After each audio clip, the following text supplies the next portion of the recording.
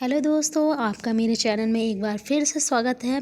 आशा करती हूँ कि आप लोग अपनी पढ़ाई अच्छे से कर रहे होंगे। अगर आपने अपनी पढ़ाई शुरू नहीं की है तो मेरे साथ पॉसिबल हिंदी के साथ में आप अपनी पढ़ाई शुरू कर दें, क्योंकि आपको पता ही चल रहा है कि एलटी की वैकेंसियाँ आने वाली हैं। तो आपको पहले से तैयारी करके रखनी होगी ताकि आपका एग्ज़ाम आए और आप लोग एक ही बार में उसको क्लियर कर दीजिए।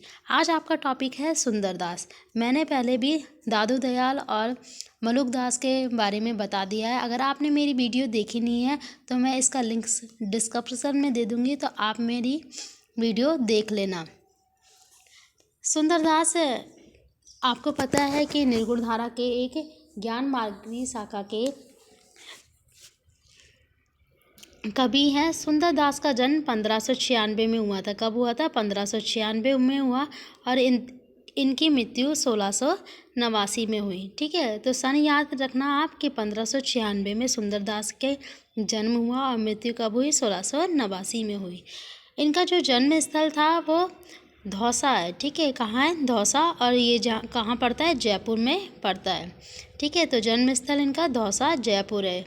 इनके गुरु का नाम दादू दयाल था। क्या था इनके गुरु का नाम? दादू दयाल। यानी सुंदरदास किसके शिष्य थे? आपके दादू दयाल के शिष्य थे। और 6 वर्ष की आयु में दादू के शिष्य बन गए। ठीक है, ये केवल 6 वर्ष के थे तभी दादू के शिष्य बन गए थे। इनके पिता का नाम परमानंद और माता का नाम सती था। ठीक है, इनके पिता का नाम क्या था? परमानंद, और माता का नाम सती था। अब सुंदरदास की रचना के बारे में बात कर लेते हैं। सुंदरदास की रचना थी ज्ञान सुंदर, ज्ञान समुद्र और सुंदर विलास। ठीक है, तो इनकी रचनाएं तो बहुत ईजी तरीके से आपको याद हो जाएंगी, क्योंकि सभी में क्या है? सुंदर सुंदर। ठीक है, सुंदरदास से, और ये भी सुंदरदास से बन जाएगा। तो ज्ञान सुंदर, ज्ञान समुद्र और सुंदर विलास, ये 3 इनकी रचनाएं हैं जो इम्पोर्टेंट है। फिर सुंदरदास संत कवियों में सर्वाधिक शिक्षित कवि थे। ये क्वेश्चन आपका कहते हैं एग्जाम में बहुत आता है कि कहते हैं निर्गुण धारा के कवि में सबसे शिक्षित कवि कौन से थे? तो कौन से थे? सुंदरदास थे। ठीक है, ये श्रृंगार रस के विरोधी थे और केशव के रसिक प्रिया, नंददास की रस मंजरी और सुंदर कविराय के सुंदर श्रृंगार की निंदा की है। ठीक है, इन्होंने कहते हैं रसिक प्रिया की और कहते हैं रस मंजरी की और सुंदर कविराय की सुंदर श्रृंगार की निंदा की है, क्योंकि ये श्रृंगार रस के विरोधी थे। तो ये भी क्वेश्चन पूछा जाता है कि सुंदरदास किस रस के विरोधी थे? तो श्रृंगार रस जो था इनको पसंद नहीं था और ये उसके ही विरोधी थे। तो इन्होंने केशव की जो रसिक प्रिया, जो केशव दास जी ने रसिक प्रिया लिखी थी, नंददास जी ने रसमंजरी लिखी थी और सुंदर कविराय ने सुंदर श्रृंगार की रचना की थी, तो उन सब की निंदा करी है। ठीक है, क्योंकि ये श्रृंगार रस इन कवियों की जो रचना है वह श्रृंगार रस से पूर्ण थी, इसलिए इन्होंने इनकी कहते हैं निंदा की है।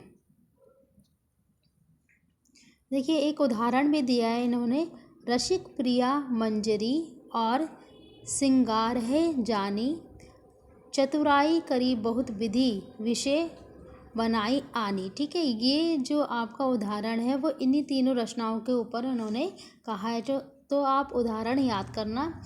इनकी रचनाओं का संकलन सुंदर ग्रंथावली में पुरोहित हरि नारायण शर्मा ने किया है। ठीक है, जो इनकी जो रचनाएं हैं तो उनका संकलन किया है, किसने किया है? पुरोहित हरि नारायण शर्मा जी ने इनकी रचनाओं का संकलन किया है। ठीक है, सुंदर ग्रंथावली में इनके द्वारा कुछ और जो पंक्तियाँ हैं जो इम्पोर्टेंट है आपके एग्ज़ाम की दृष्टि से, तो उन्हें देख लेते हैं पहले।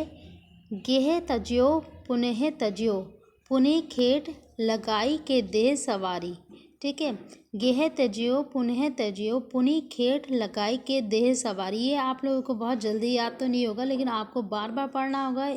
बार बार पढ़ेंगे तो आपके हैबिट में आ जाएगा और फिर आपको ये याद हो जाएगा। ठीक है, ब्रह्म ते पुरुष अरु प्रकृति प्रकट भई, प्रकृति ते महत पुनि अहंकार। तो ये एक और इनकी एक पंक्ति है कि ब्रह्म ते पुरुष अरु प्रकृति प्रकट भई, प्रकृति ते महत पुनि अहंकार है। नेक्स्ट है आपकी, बोलिए तो तब जब बोलिन की बुद्धि हो, ना तो सुख मौन गाहे चुप होए रही है। ठीक है, देखिए क्या बोल रहे हैं कि तब बोलना चाहिए जब उसकी बुद्धि होनी चाहिए, ठीक है, बोलने की। नहीं तो इससे अच्छा कहते हैं आप मौन ही रहे। है यह अति गंभीर उठते लहर आनंद की, मिष्टि सु याको नीर, सकल पदारथ मध्य है। ठीक है, ये पूरा एक ही है। यह अति गंभीर उठते लहर आनंद की, मिष्टि सु याको नीर, सकल पदारथ मध्य है। तो ये आपका हो गया सुंदरदास के बारे में। सुंदरदास के बारे में आपका ये हो गया। जितना भी आपका इम्पोर्टेंट है मैंने सब आपको बता दिया है। अगर आपको मेरी वीडियो अच्छी लगती है तो लाइक करिए, शेयर करिए और सब्सक्राइब करिए। इसके बाद भी मैं आपके धर्मदास जी के बारे में और जो भी निर्गुण संत हैं उनके बारे में भी अगले वीडियो में आपके लिए बनाऊंगी। तो प्लीज़ आप मेरे चैनल को सब्सक्राइब करिए ताकि इस प्रकार की वीडियो आपको